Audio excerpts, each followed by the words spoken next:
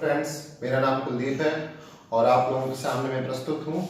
जो मैथ के कुछ पार्ट्स रह गए थे, खास तौर से सांख्यिकी रह गया है और औसत रह गया है, इन दोनों को पूरा कराने के लिए सबसे पहले हम सांख्यिकी पर फोकस करेंगे। तो देखते हैं इसको। इस वीडियो में लगभग 20 सवाल लगवा सकते हैं हम, लेकिन हमने सोचा अलग अलग सवाल लगवाने से अच्छा है कि एक ही सवाल में अधिकतर प्रश्न करवाएं, तब ताकि आप लोगों का कॉन्सेप्ट क्लियर हो जाए। ठीक है, तो आप लोग ध्यान दीजिएगा। हाँ, तो सांख्यिकी, हाँ, इस टॉपिक से हर परीक्षा में सवाल आता है। ठीक, हर परीक्षा में, कोई भी परीक्षा दीजिए आप, मैथ अगर आएगी तो अधिकतर इससे सवाल जरूर आएगा, चाहे एक प्रश्न क्यों ही ना आए। ठीक है, अब देखते हैं। सबसे पहले सांख्यिकी। सांख्यिकी में कुल मिला के 10-11 टॉपिक हैं। हम मेन टॉपिक कवर करेंगे, जो आते हैं उन्हें भी पहले फोकस करेंगे। सबसे पहले परिसर है, बहुलक है, माध्य है, माध्यिका है, मानक विचलन है, विचरण, प्रसरण, प्रसार, इसको एक ही बात बोलते हैं। ठीक है, विचरण, इसमें देखिए ऋण आया, इसमें भी ऋण आया, और ये प्रसार, एक ही बात है। फिर विचरण गुणांक, दंडारेख, पाइयारेख, ग्राफ, ये जो सवाल आते हैं इन 3 पोर्शन से, इसको हम अगले वीडियो में कवर करने की कोशिश करेंगे, क्योंकि हो सकता है वीडियो बहुत लंबा हो जाए, इसलिए हम 7 तक ही आज देखेंगे। ठीक, तो सबसे पहले हम शुरुआत करते हैं परिसर की। तो हम सवाल ले लेते हैं, सवाल के माध्यम से आपको बहुत अच्छा समझ में आएगा। ठीक है, परिसर का मतलब होता है कि दिए गए आंकड़ों में सबसे छोटे आंकड़ा और सबसे बड़े आंकड़ा का अंतर। मतलब जैसे अगर हमने लिखा है कि 2, 3, 4, 5, 6, 7, 8, 9, 10, तो सबसे छोटा 2 हो गया और सबसे बड़ा हो गया 10। इन दोनों को घटाएंगे तो अंतर कितना आएगा? 10 से 2 घटाएंगे तो 8 आ जाएगा। यही परिसर होता है। तो इसमें देखते हैं, सबसे पहले परिसर निकालते हैं। परिसर के लिए हमने आपको क्या बताया था? सबसे बड़ा क्या है? सबसे बड़ा 11, और सबसे छोटा क्या है? परिसर को हम इस तरह लिखेंगे, अधिकतम माइनस न्यूनतम। आप इसको फॉर्मूले के तौर पर भी लिख सकते हैं। ठीक, अधिकतम क्या है इसमें? अधिकतम में 11, न्यूनतम क्या है? 7, तो इसका परिसर क्या आ जाएगा? 11 से 7 गया 4, परिसर आगे 4। अब बहुलक, बहुलक का मतलब होता है जो संख्या बहुत बार आए। हाँ, अब बहुलक, बहुलक में क्या रहता है? बहुलक में जो संख्या बहुत बार आए, ज्यादा बार आए, वही बहुलक होता है। तो बहुलक क्या हो जाएगा? आप देखिए क्या ज्यादा बार आया। 11 जो है 2 बार आया है, 8 कितनी बार आया? 3 बार आया, 7 1 बार आया, 10 1 बार आया, तो बहुलक क्या हो जाएगा? 8। क्यों? 3 बार आया, सबसे ज्यादा बार आया।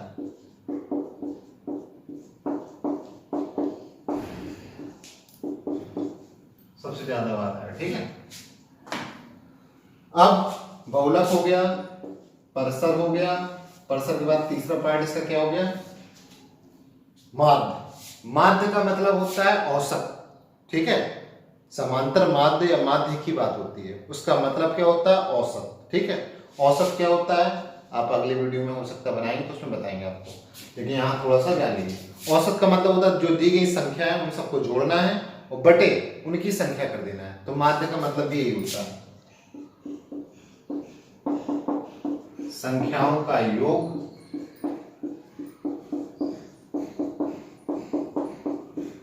बटे संख्या। ठीक, इसको भी आप सवाल सूत्र के तौर पर लिख सकते हैं। संख्याओं का योग क्या हो जाएगा? 11 में 8 जोड़ेंगे 19, 19 में 8 जोड़ेंगे 27, 27 में 7 जोड़ेंगे 34, 34 में 11 जोड़ेंगे कितना हो जाएगा? 34 में 11 जोड़ेंगे तो 45, 45 में 8 जोड़ेंगे 53, 53 में 10 जोड़ेंगे 63, तो 63 लिख देते हैं, नहीं तो आप लोग कहेंगे ये आया कैसे? 11 धन 8 धन 8 धन 7 धन 11 धन 8 धन 10 बटे 1 2 3 4 5 6 7, कुल कितने हैं? 7 अंक हैं। इनको जोड़ा था अभी 63 आया था, 63 बटे 7 बराबर 9, 7 नंबर 63 होती है। तो माध्य या इसी को बोलते हैं समांतर माध्य। क्या आ गया? समांतर माध्य 9। अब 1 2 3 3 चीज होगी, चौथी चीज ये थोड़ा यूनिक है, इसलिए हमने इसको टिक कर दिया। इसमें दिए गए आंकड़ों को सबसे पहले या तो आप आरोही क्रम में लिखिए या तो अवरोही क्रम। आरोही मतलब छोटे से बड़े की ओर, अवरोही मतलब बड़े से छोटी की ओर। तो आपको ये देखना है सबसे छोटा अंक क्या है, हम आरोही में लिख लेते हैं 7, क्योंकि देखने में आरोही थोड़ा अच्छा लगता है, इसलिए आप अवरोही में भी लिख सकते हैं 7। 7 की बात क्या है 8। 8 कितनी बार है 1 2 3 बार। फिर क्या है 10। 10 के बाद 11 कितनी बार है 2 बार। एक चीज कर लिया करिए, आप संख्या गिन लिया करिए 1 2 3 4 5 6 7। अब यहां गिन लीजिए 1 2 3 4 5 6 7, तो मतलब अपना सही है। ये हो गया आरोही क्रम में, आरोही क्रम में, ठीक है। अब अपन को क्या करना है, आरोही क्रम के बाद माध्यिका निकालनी थी। माध्यिका का फॉर्मूला बयान किया, ठीक। n+1/2वां पद होता है, ठीक। आता कहां से, ये बहुत बेसिक सी बात है, आप लोग बता देंगे, आप लोग चुटकी में निकाल दिया करेंगे। देखिए इसी से निकालते हैं।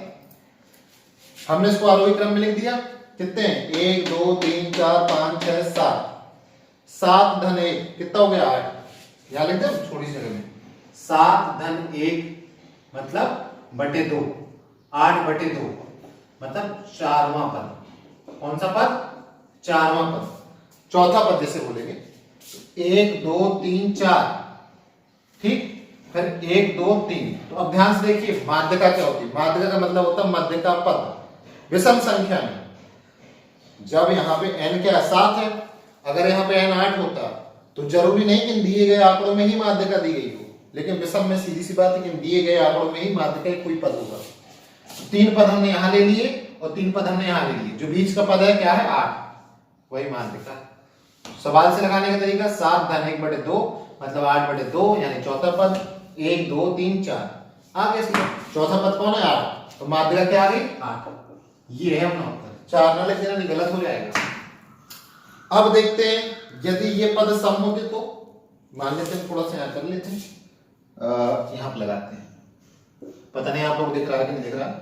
अगर मान लीजिए ये पद दिए गए इस तरह दिए गए 10 11 11, 1 2 3 4 5 6 पद दिए गए। 6 पद में हमने क्या कहा था, ये सूत्र 6/2वां पद और 7/2वां पद, ठीक है। तो ये वहां पर n/2 + 1 ये अलग है, ठीक है। अब यहां देखिए आप 1 2 3 4 5 6 पद है। अपन लोगों को बेसिक तरीके से याद रखने का तरीका बताया। 6 पद है तो बीच के कितने पद होंगे देखते हैं। 1 2 2 पद यहां चले, 1 2 2 पद ही चले, बीच के पद कितने बचे, ये 2 बचे। इन दोनों को जोड़ना है, बटे 2 कर देना, वही इसमें 6/2 कितना आ गया 3वां पद धन 4वां पद बटे 2। यही तो है ना, 3 बटे मतलब 6/2 मतलब 3 3 धन 1 4वां पद। 3वां और 4वां को जोड़ो, 8 और 10 को जोड़ो, कितना जाएगा 18। 18/2 = 9। देखिए इसमें क्या दिए गए आंकड़ों से आया, माध्यिका नहीं है। तो आपको ये याद रखना है कि अगर सम पद दिया गया होगा तो माध्यिका जरूरी नहीं कि दिए गए पदों में ही कोई हो, लेकिन विषम पद अगर दिए गए हैं तो माध्यिका दिए गए पदों में कोई एक होगा।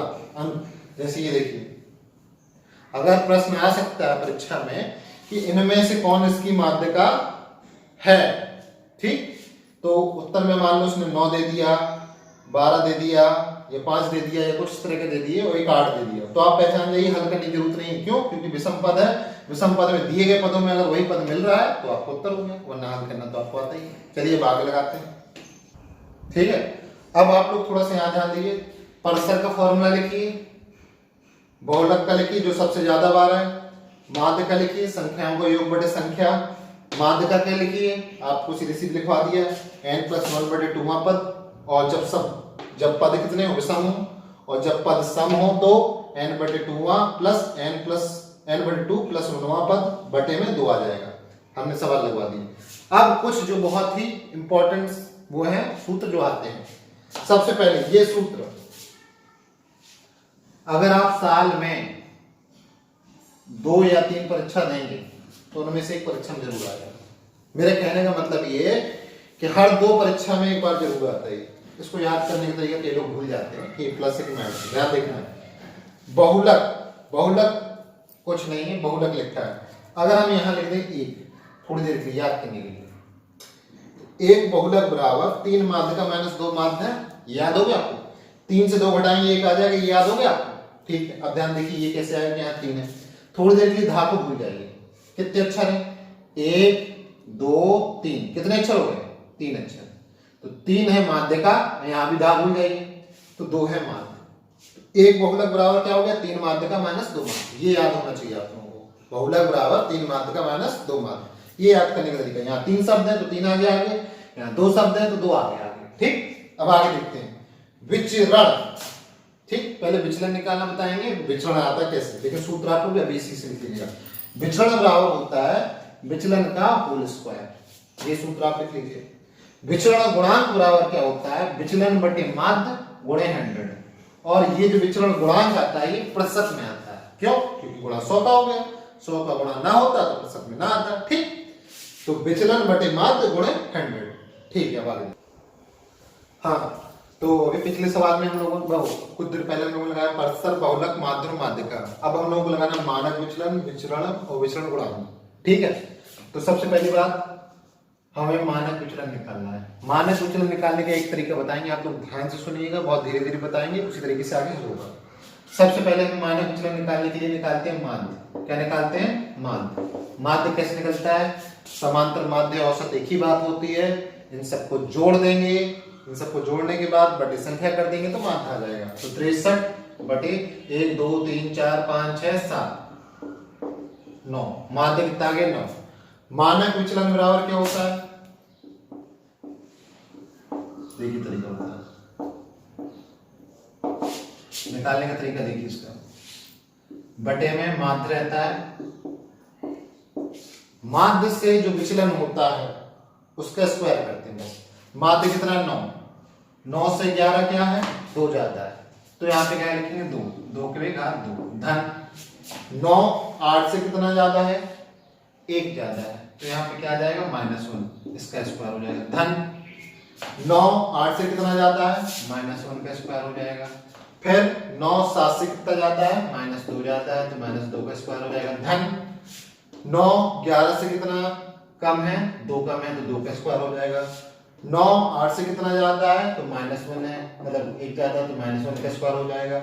9 10 से कितना कम है? 1 कम है, तो 1 का स्क्वायर हो जाएगा। मतलब कुल मिला के माध्य का और दी गई संख्याओं का अंतर देखना है, जो अंतर आएगा उस पे घात 2 कर देना है और अंडर रूट में लिख के जोड़ देना है, और बटे में माध्य आता है।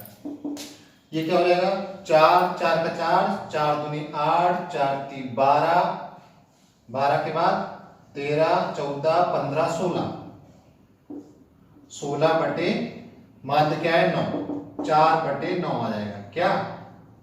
Plus minus. ठीक, यहाँ 4 बटे 3 आ जाएगा, 9 का भी वर्गमूल निकलेगा, प्लस माइनस में ये आ गया मानक विचलन। ठीक, अब विचरण।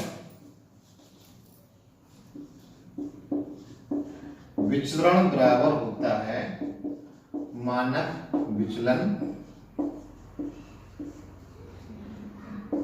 का होल स्क्वायर।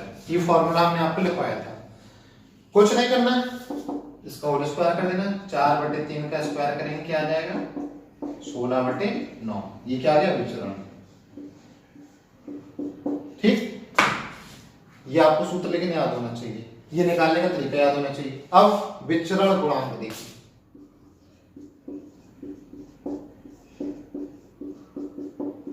विचरण गुणांक बराबर क्या होता है? विचलन बटे माध्य गुणे 100। इसको लिखते क्यों है? गुणा 100 का है तो प्रतिशत में ही लिखते हैं। विचलन कितना आया था अपना? 4 बटे 3। ठीक, बटे में माध्य कितना आया था? 9, गुणे में 100। ये क्या हो जाएगा? यहाँ ऊपर आ जाएगा 4 बटे 27 गुणे 100, क्या आ जाएगा? 400 बटे 27। भाग दे लीजिएगा, जो भी आएगा सही आपका विचरण गुणांक होगा। ठीक, और हमेशा विचरण गुणांक को प्रतिशत में लिखते हैं, ये बात हमेशा याद रखिएगा, क्योंकि 100 का गुणा हुआ है इसलिए प्रतिशत में लिखते हैं, बस और कोई बात नहीं है। और विचरण बराबर क्या होता है? विचलन का होल स्क्वायर, बस। और मानक विचलन निकालने का तरीका हमने आपको बता दिया है। तो चलिए हम पहले ये वाला सवाल देख लेते हैं। यदि मानक विचलन 5 है तो प्रसरण या विचरण या प्रसारण क्या होगा? तो सीधे सीधे क्या हो जाता है? प्रसरण। विचलन का होल स्क्वायर यानी 25। एक लाइन को करो ना, यही सवाल में आ जाता, अगर हमें ये फॉर्मूला नहीं पता तो गलत हो जाता है। ठीक है, अब यहां देखते हैं, ये और देख लेते हैं एक बार चौथा, क्योंकि इसी संबंधित है विचलन से। वितरण का कोई दिया गया ये संख्या, उसे वितरण बोलते हैं। वितरण का माध्य 20 दिया गया है, मानक विचलन 4 दिया गया है, तो वितरण गुणांक पूछा गया। देखिए ये वाले फॉर्मूला से, ये फॉर्मूला आपको याद रखना है। इस वाले फॉर्मूला से देखते हैं हम लोग, विचलन कितना दिया गया 4, माध्य कितना दिया गया 20 और गुणे 100, 20 पंचे 100, 20% आ गया क्या विचरण गुणांक, विचरण गुणांक। ठीक, अब ये सवाल लगाते हैं, ये सवाल ज्यादा पूछ जाते हैं माध्यिका को, इस पे फोकस करते हैं थोड़ा सा, और ये आते हैं इस बार के पीसीएस वगैरह में पूछा गया था। ठीक है, तो 32, 12, 23, 17, 28, 25, 43 में 29 की जगह क्या लग गया 17, यहाँ 17 लिखा है, यहाँ क्या होना चाहिए 29 होना चाहिए था। तो पहले मतलब यहाँ पे अगर 29 लिखा हो तो तभी की माध्यिका बतानी है, बाद में मतलब जब 17 लिख गया तब की माध्यिका बतानी है। हो सकता है सवाल में ये पूछ ले कि दोनों माध्यिकाओं का अंतर कितना होगा या योग कितना होगा, तो देखते हैं। तो सबसे पहले अगर आंकड़े होते तो क्या होते, हम इनको आरोही क्रम में लिख देते हैं। आरोही क्रम में जब लिखेंगे तो क्या हो जाएगा, सबसे पहले 12 आएगा, फिर 23 आएगा, सॉरी पहले क्या होंगी संख्याएं, 17 की जगह क्या आ जाएगा 29 आ जाएगा। तो पहले 12 आएगा, 12 के बाद 23 आएगा, 23 के बाद 25 आएगा, 25 के बाद 28 आएगा, 28 के बाद 29 आएगा, 29 के बाद हाँ 32 आएगा, 32 के बाद 43 आएगा। 1 2 3 4 5 6, 1 2 3 4 5 6 7, कहीं पे हमने गलत लिख दिया, क्या गलत लिखा देखते हैं। तो ये क्या है, ये 7 अंक है और ये भी 7 अंक है, यानी हमने सही लिख दिया। ठीक है, अब इसके बाद में क्या करना है, इनको आरोही क्रम लिखने के बाद 1 2 3 4 5 6 7, तो विषम पद के लिए माध्यिका, माध्यिका बराबर फॉर्मूला क्या होता है, विषम पद के लिए n+1/2वां पद, 1 2 3 4 5 6 7, 7 × 1 8/2वां पद, 4वां पद क्या आएगा, 4वां पद बताओ भाई, 4वां पद क्या आएगा, 1 2 3 4 28 होगी माध्यिका।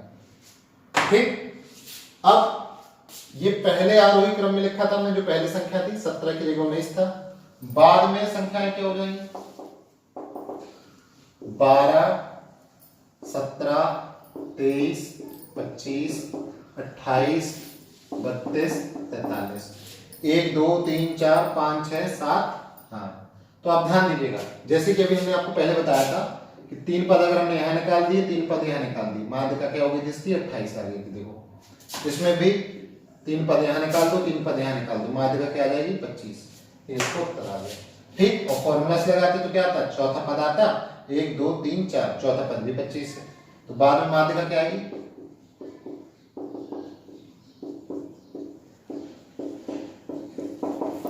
25 आएगी। ठीक, अब इस तरह के सवाल आ सकते हैं, तो इनको देखते हैं 1 2 3 4 5 6 दिए हैं, तो इसमें क्या लगेगा, समपदों की माध्यिका वाला फॉर्मूला लगेगा। सबसे पहले हम इसको लिखेंगे आरोही क्रम में, आरोही क्रम में मतलब सबसे छोटा क्या,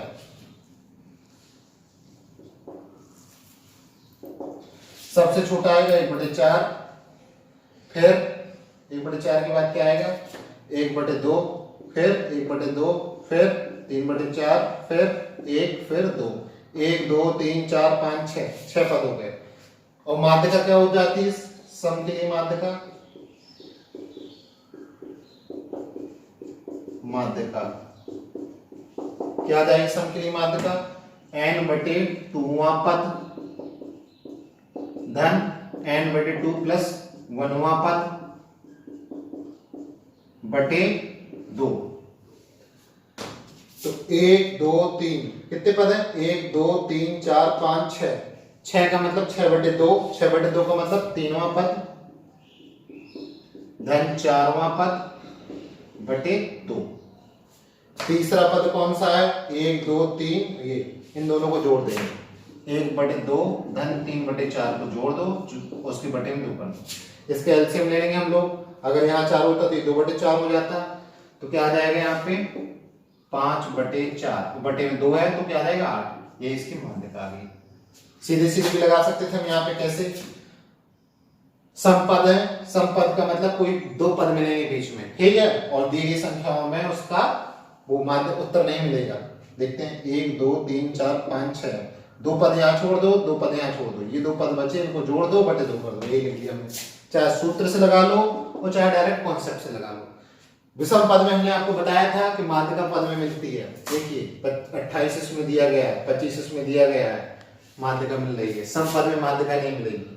हाँ, अगर आपको ये वीडियो पसंद आया हो please like share and subscribe कीजिए। एक सवाल छठवां ये सवाल है, आप इसको लगाइएगा। अगर आपको ये नहीं बनेगा तो हम बताएंगे। वैसे बेसिक सा है, हम थोड़ा सा हिंट दे देते हैं। इसके धनात्मक गुणनखंडों का माध्य। 20 के धनात्मक गुणनखंड क्या होंगे?